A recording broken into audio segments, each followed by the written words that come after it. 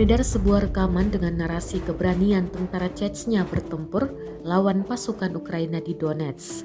Rekamannya ramai beredar di Telegram pada Kamis 6 September 2022.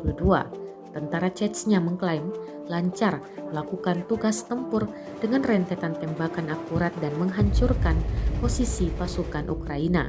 Tampak belasan tentara Chechnya bergantian menembak dari dalam gedung.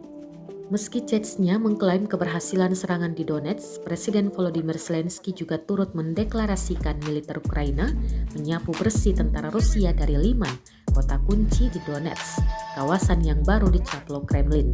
Rusia pun dianggap kian terdesak. Ukraina disebut berhasil menyapu bersih tentara Rusia hanya berselang sehari setelah mereka memasuki kota di utara Donetsk tersebut.